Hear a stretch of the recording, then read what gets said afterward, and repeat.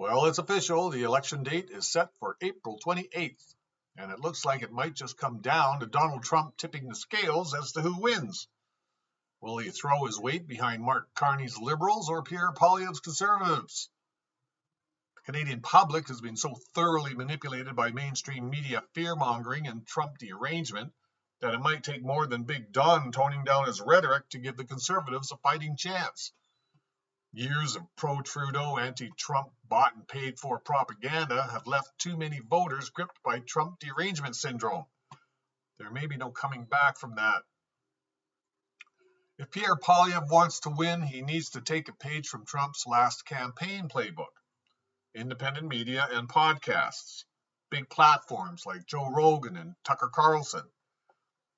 He's already done the Jordan Peterson podcast, and that went viral, so he's got the idea.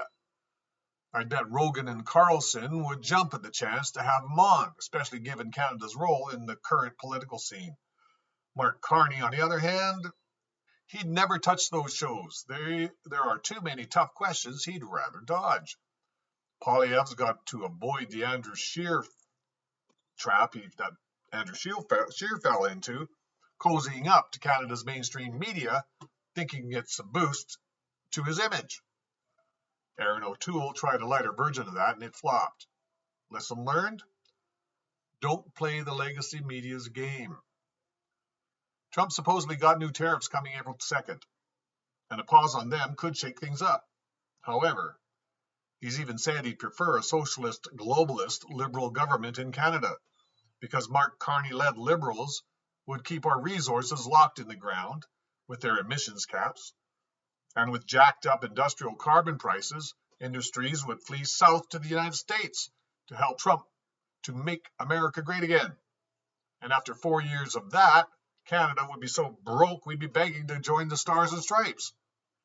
It's a takeover by economic strangulation. But there's still hope. Maybe Trump actually wants a strong partner up north. A conservative government under Poilievre could keep Canada free and become prosperous. Something that's in the world's best interests, not just ours. A strong Canada benefits everybody, including the United States. So which way will Trump lean? Does he want a weakened Canada he can absorb, or a robust ally standing tall? We'll find out soon enough. April 2nd might give us the first clue. One thing's for sure, this election's about more than just votes. It's about where Canada's headed. And Trump's got a bigger say in that than most of us want to admit. Stay tuned, because the next few weeks are going to be a wild ride. Share, subscribe, and donate. Bye.